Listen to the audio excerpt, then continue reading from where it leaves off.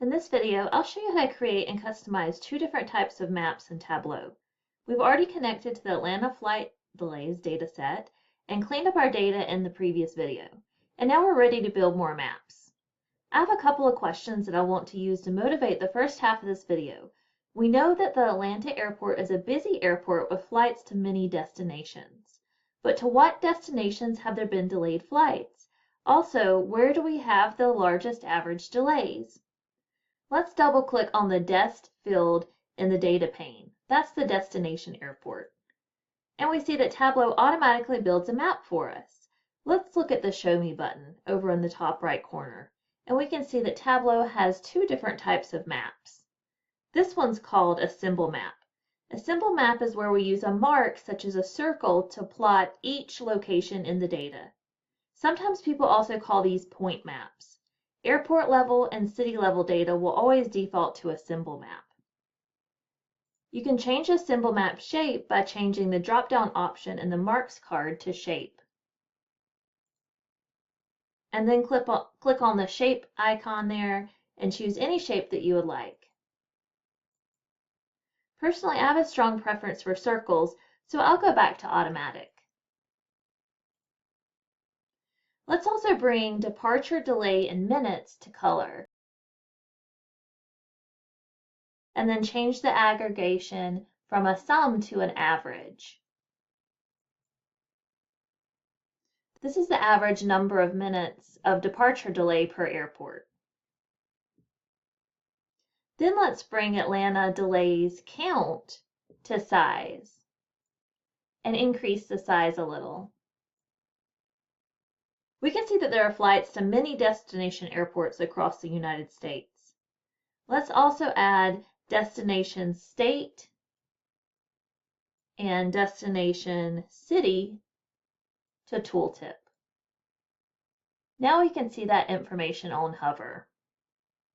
Notice that the level of aggregation used here is ATTR, and that stands for attribute.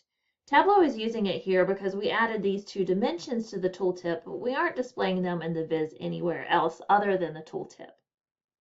Looking at our map, we can see that there's 152 marks, and this means there are 152 airports across the United States with flight delays out of Atlanta.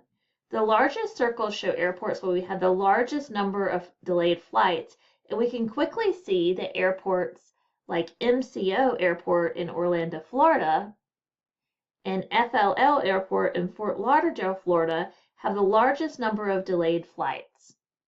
But there's also a lot of flights to those airports in general, so the color is helpful too.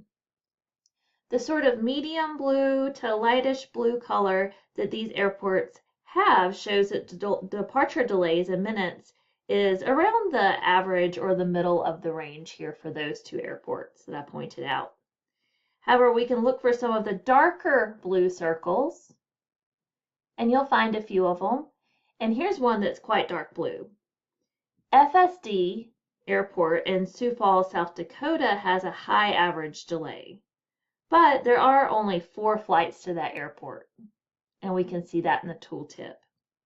At this point, we have circles that are overlapping and hiding other circles.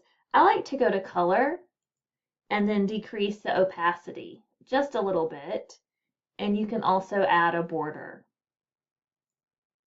You'll also notice that there's a toolbar in the top left corner of the map, and it has some helpful functionality. I'm going to select the right arrow and then select the pan option. It's the icon with the up and down arrows and the left and right arrows. This allows us to pan around in the map. In that menu, there's also a zoom area icon, and that lets you zoom to certain areas. You zoom by clicking on a portion of the map, and it zooms there. There are also 3 different options within that menu for selecting marks. For example, there's a lasso, a radial, and a rectangular. All those are selection tools. So for example, I'll select the lasso selection, and then you can select just about any set of marks that you would like. So for example, if you had a really specific set of marks, you could select them. That's helpful if you want to use just a few cities in a further analysis. You could include them or exclude them from your analysis. Whenever you hover over them, you'll see options for keep only or exclude. So that lets you filter your analysis further. I won't do that for now. You can also select this option here for pinning.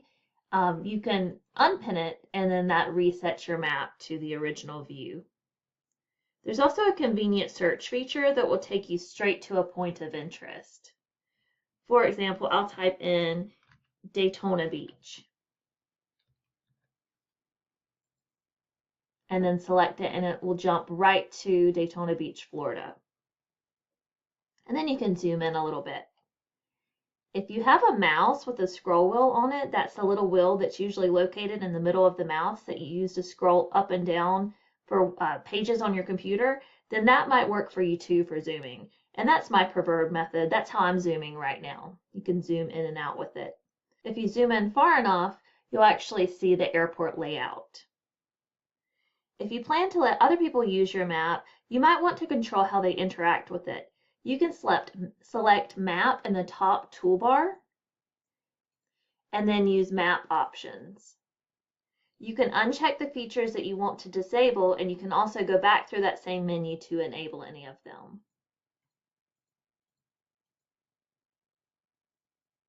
Within the same map menu in the toolbar, there are a few other helpful features for customizing your maps. Background maps will have options to show the background differently. For example, I'll choose normal.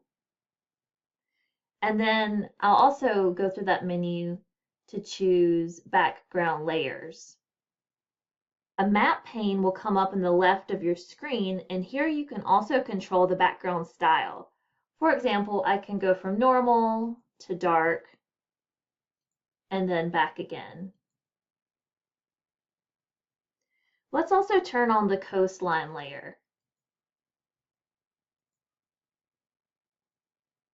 And then we can see that coastlines show up on the map in gray. Some of the layers will not be visible until you zoom in further. For example, I'll select cities and streets.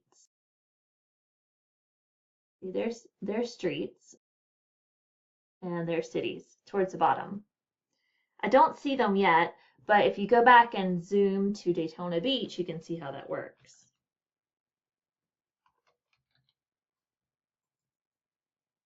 And this time when I zoom in, I see the city name, and if you zoom in far enough, you'll see some of the streets as well. So map layers are really awesome. It looks like you've spent a lot of time creating and customizing the map, but it was actually very quick to build and tweak. That's impressive to me. Once you zoom back out, some layers will not be visible anymore. Otherwise, it would clutter up the map. So far, we've been working with a simple map. Next, let's create another type of map. Create a new worksheet, and this time let's double click on State. Then let's look over in the Show Me button in the top right corner, and you see it did default to a point map, but let's pick the other type of map.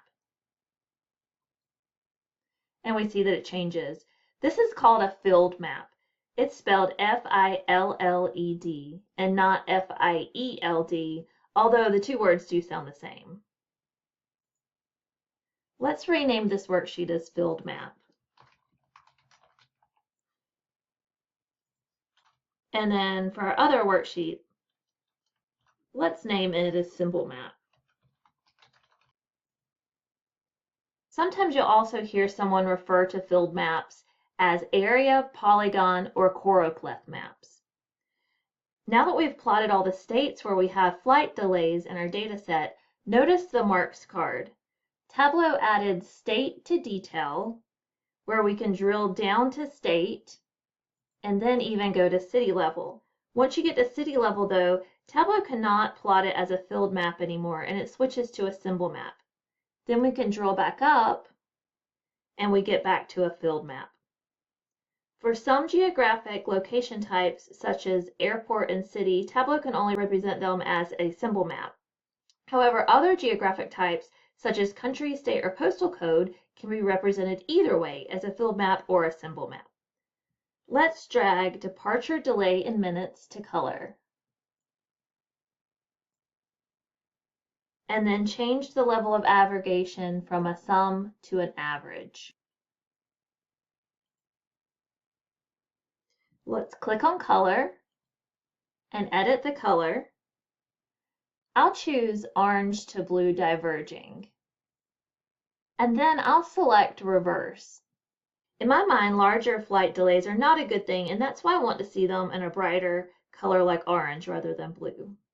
You can also change your center point on the color scale by selecting Center, Custom, and then I'll enter in 90 for 90 minutes.